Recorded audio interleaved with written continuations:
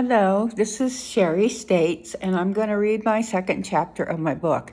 I know it was a while since I read the first chapter, and I didn't get to it. I was busy creating resin stuff and crochet, but now I'm starting to work on another book because I recently lived through another accident that had jiggled my brain and caused more back problems and spine problems. And I'm just going to start working on the book. It's called Miracles and Warfare.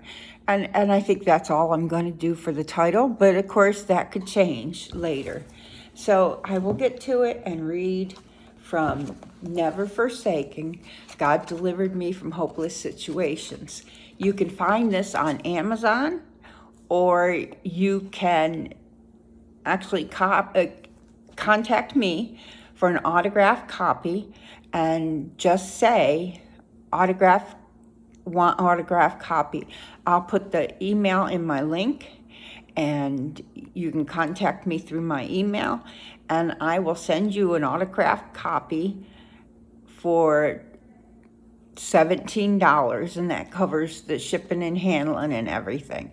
You can buy it on Amazon for $12, but I have to cover shipping and handling, and that's about what it costs to do. But it's also autographed, so it's more valuable if I ever become a huge author. But who knows?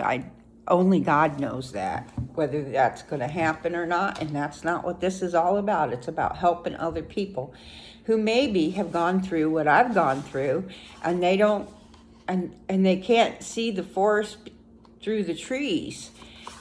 And I hope this book helps them learn that God loves them and He forgives everything as long as we ask for forgiveness, except for blaspheming the Holy Spirit.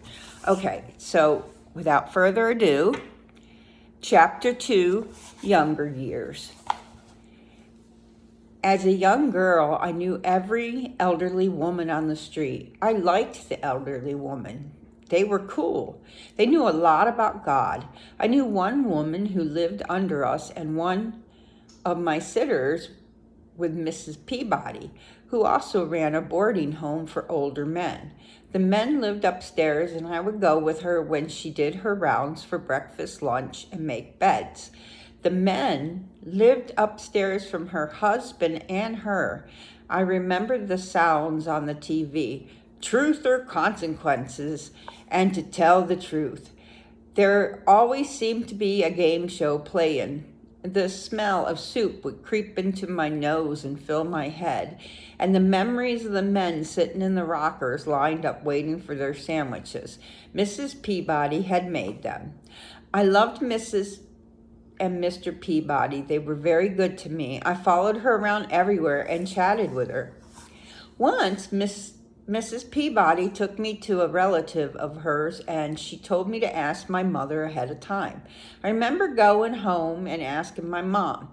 I went over to my house through our alleyway, skipping up the stairs, walking up the steps. I could hear my mom talking to someone and wondered who was there.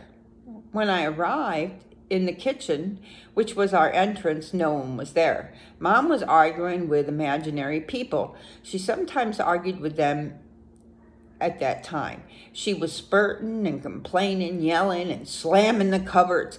I asked her, Mommy, who are you talking to? She replied, No one, hon. Just remembering something. I asked her if I could go with Mrs. Peabody, and she said yes. Well, I also asked, will you remember me asking? She said yes. I got to go with Mrs. Peabody. I told her my mom said I could go. Off we went. When we got home, I skipped home excitedly to tell my mom about our day. When I walked in, my mother started screaming at me. She went ballistic. She spanked me so hard that I was still an adult, remember the pain. I was screaming. I told you I was going, she yelled. Do not ever run off on me again.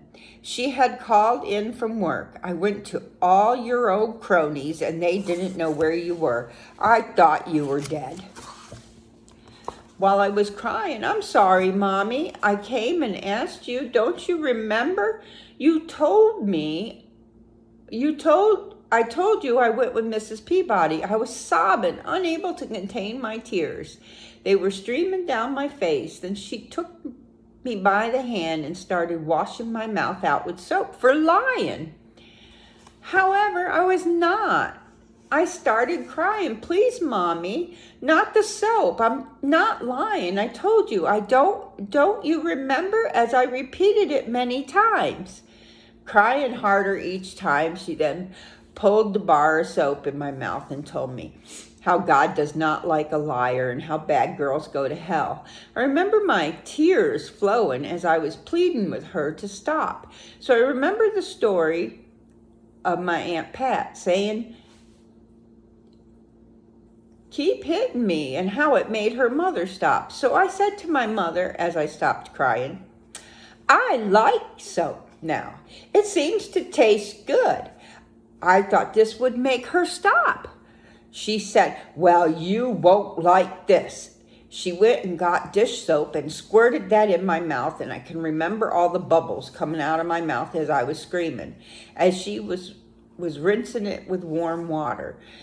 Her words were, "You can't sass me now, can you, you little brat?" I remember after sitting quietly, afraid, not doing anything but sobbing, tiny ones where you are trying to catch your breath between the tears. The next day, my mom said I was not going to Mrs. Peabody's ever again because she took me to her sister's without my mom's permission. It devastated me. I loved Mrs. Peabody. It started back up again, being left for months at my Aunt Sonia's, Aunt Vivian's, or Grandpa's, anywhere my mom could pawn me off. And I remember opening my Uncle Bob's beer once and cutting my hand. The beer cans had these tops on them that could cut you. I don't remember how they could, they just could. Boy, did my Aunt Sonia go off on him. She was cautious of me when I was there. My Aunt Sonia was like a saint, and if there was ever one on earth, I thanked God often for putting me in her life. She's truly a blessing to so many. My Uncle Bob was an alcoholic, but he was also in the Korean War, and he came home messed up.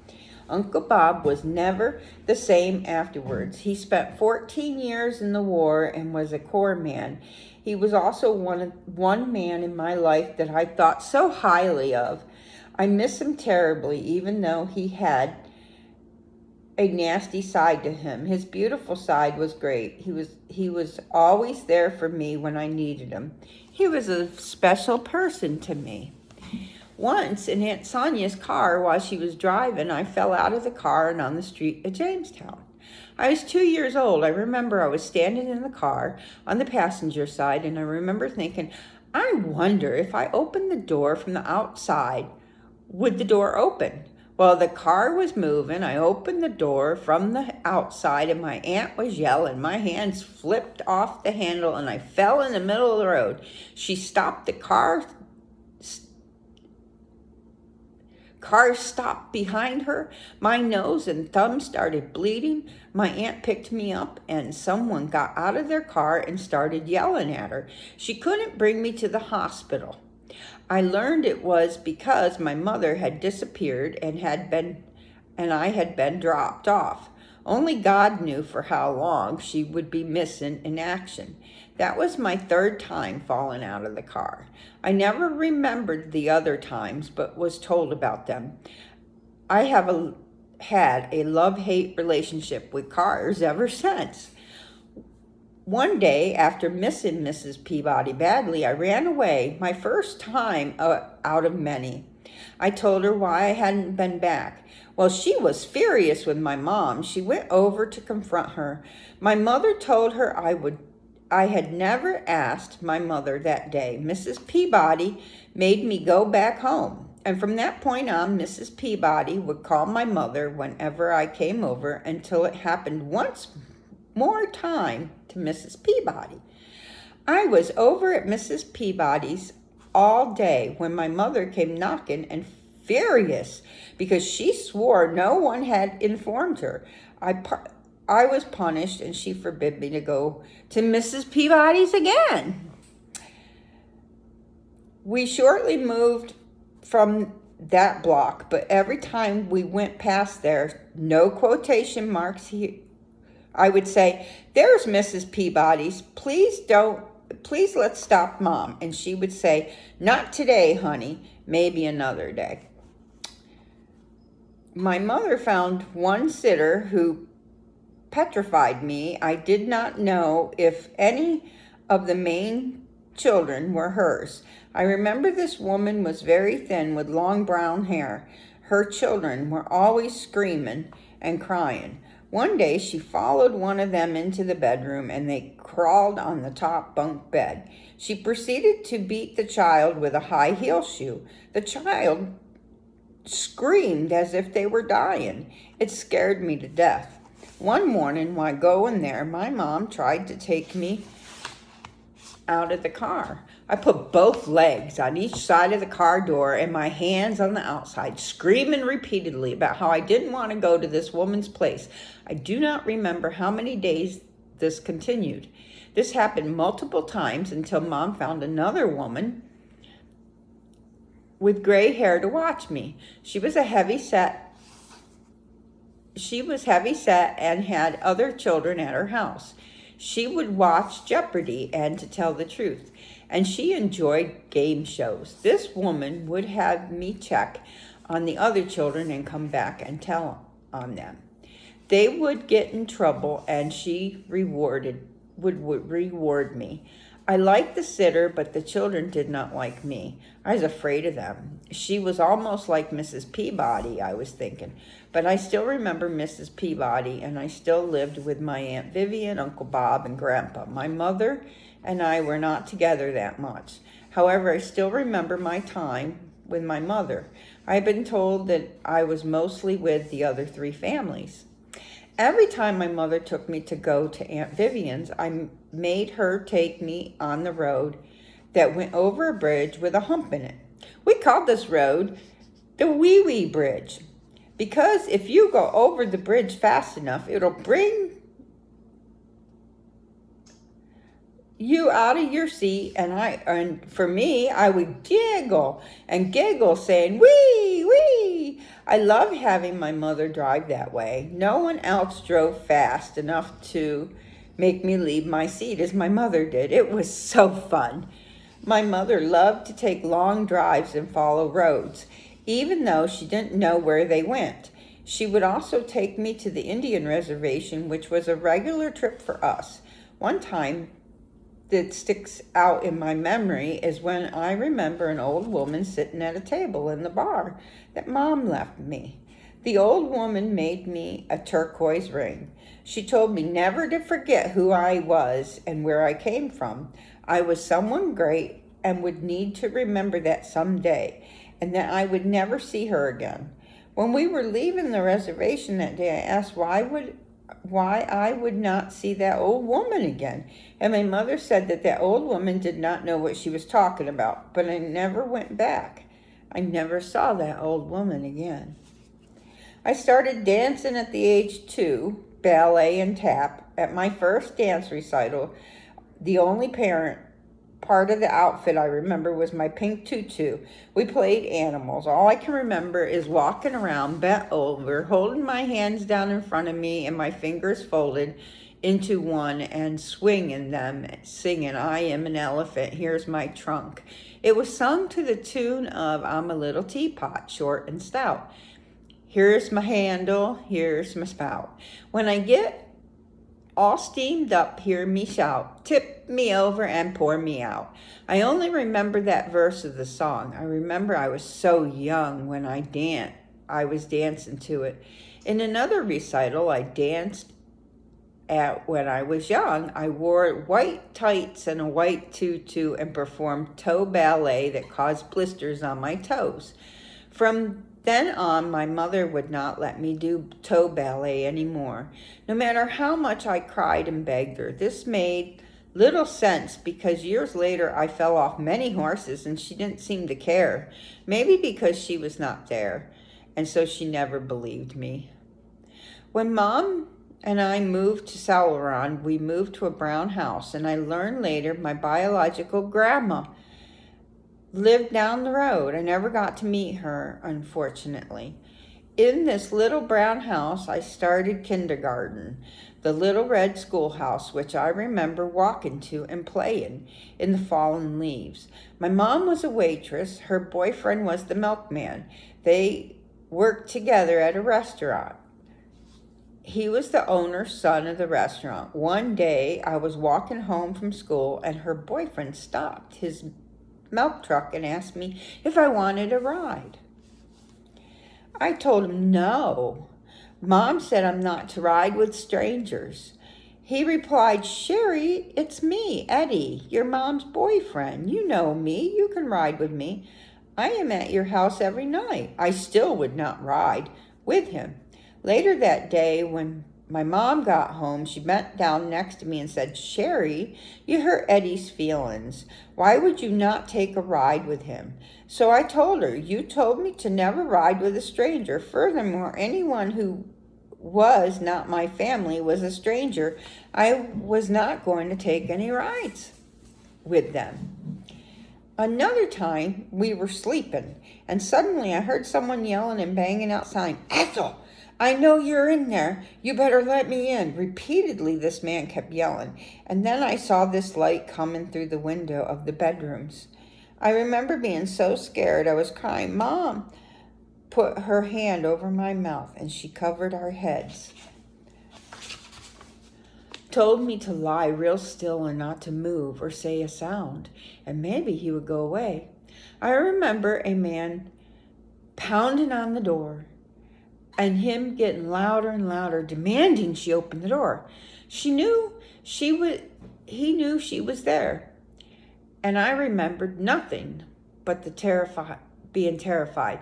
This man was not Eddie, because Eddie was fun. He would dance in the living room with us. He would toss me in the air and twirl me around. I remember telling my mom how much I loved Eddie. She told me that he is married and will never leave his wife. I told her Jesus does not approve of anyone dating married people, Mom. Mom told me his wife was sick and in a home for sick people. She would never come out and he would always be married to her. I know that was a lie to cover up her sin. I could talk to my mom openly. She would say, no one knew what I was thinking unless I opened my mouth. However, many times I had my mouth washed out with soap for talking or for sassing. I would say, I'm speaking my mind. She would repeat, not to your mother. Funny, the things that amuse us when we grow up. Another memory was of a little brown house we used to live in. It was winter, and I remember my mother dressing me to go and play in the snow. I remember Mom telling me I hated getting cold. On this day, something that she did I considered cruel and unusual behavior. However, it was a normal in those days. I knocked on the door because my mittens could not open the door and asked to come inside. I must have done it multiple times because she said, now you will not move. The next thing I was outside and remembering getting cold. I tried to come in, but I could not open the door. I would knock, but got no reply. I was playing in the backyard, and then I kicked the door crying this time. Mommy, Mommy, let me in. I'm cold. I started screaming louder and louder. Please, Mommy, please let me in. It's dark, and I'm cold. I was sobbing while my tears were running down my face. I could feel them freeze on my face. It was bitter cold, and my toes felt like ice cubes. Take a breath and your lungs hurt from the icy breaths inside, and you can taste the cold of the snow. I remember just then the door opened and I fell to the floor. I was so grateful to be let in from the cold and that big bed darkness. At my Aunt Vivian's house, I was the smallest child for the longest time, and when we went sledding, it was across the road at this factory's hillside. When we sled, they would go all the way to the train tracks. My cousins would put me in front of the sled, seeing I was the smallest. Then the three of them sat behind me. When I stopped, my face would go into the snow. Theirs would not. I never wanted to let them see me cry, so I would bear it. I pretended like I had a blast. They knew they were torturing me. I worshipped my cousins. They could do anything for me, but I put up with this just to be with them. There were 5 cousins at my Aunt Vivian's. Later, she had another child, one of the 4 brothers was named Chucky, and the youngest boy, Rusty. Rusty was the closest to me in age, and I thought he was the greatest thing on earth. He was nice to me. I thought he was the cat's meow. He is the one I played with the most. The other cousin I hung around with was Liz. She was a girl, and I wanted to be like her and go everywhere she was going and do everything she did. She was the horsewoman of the family. My Aunt Sonia and my Uncle Bobby's family was different. There were 3 boys, Tracy, Robbie, and Scotty, and 1 girl, Sean. My cousin Sean did not mind having a girl cousin with her, and those kids I do not remember ever being mean to me. Cousin Robbie picked on me and was the one that told on me the time I took off my clothes outside. He was never mean to me. I remember them spoiling me, and if I told on any one of them, they would get in trouble. They were always nice to me for my Aunt Sonia. Let no one hurt me ever. I preferred to go to Aunt Sonia's and Uncle Bobby's, but my mom made sure that I was to be shared equally between the 2 families. We were going somewhere in the car, and I did not know who my mother was talking to, so I asked her, "Whom are you talking to?" She did that often. She would drive, sing, laugh, and seemed as if she was having conversations in her head with others. I asked her, "To whom are you talking to?" She replied that Sister Franny was visiting her from the grave, and they were laughing, and sometimes from the past. I was just a little girl. I was so confused. One day I was trying to get my mom's attention and was wearing a white dress and stockings in the car. I had to go to the bathroom. I could not get her attention, so when I did, I told her I had gone number 2 in my pants. She accused me of doing this because I didn't want to leave. Afterwards, she drove for a long time with me having a mess in my pants. She then made me sit down, and every time I tried to stand up to get out of the mess, she would grab my legs and force me to sit down. She would yell at me. I don't know all her words, she said. "This would teach you not to tell me when you have to go to the bathroom. I bet you never mess in your pants again. You're such a bad child. You did this on purpose. Well, I will teach you." She had known I hated being messed around with. I had been potty trained exceedingly early at 9 months old. She told me I had to have my baby shoes cleaned every time they got dirty on them. If I happened accidentally to pee my pants, I would take off all my clothes. I hated messes. I changed my clothes 3 to 4 times a day, and sometimes I still do. My mother and I would sing songs on the radio in the car, and when we were home, if she was in a good mood, we danced and sang, told nursery rhymes and jokes, and stayed up at night. We would say the alphabet together and learn my Bible verses. My mom was like another child to play with, or she was evil. There were no middle ground to her moods. When I stayed with my Aunt Vivian up at her house, I remember going to church. The church was up a driveway through the trees and hidden on the top of the hill. A small Methodist church. In the winter, I remember snow booties, hats, sleeping under the street light at the barn, and I remember being happy there. In the winter, we went sledding across the road, and I was cold. Vivian's son, Bobby, was adopted. Bobby and Billy were her cousins by birth. She adopted them. Bobby would tell me the little old lady from Pasadena would come and get me, and she ate little girls like me. He would scare me. The other adopted son was Bobby's brother, Billy. He would make Bobby leave me alone. These two were the oldest. Her eldest always protected me so that I thought he was the cat's meow. By this time, my mom had made up with Aunt Vivian, her biological sister. I never learned what my mom was so angry with her about. I was reunited with my Aunt Vivian's children. They were so great in my eyes, especially Liz. She was the best, 5 years older, and of course, she did not want a little snot-nosed brat hanging around her, but I thought she could do no wrong.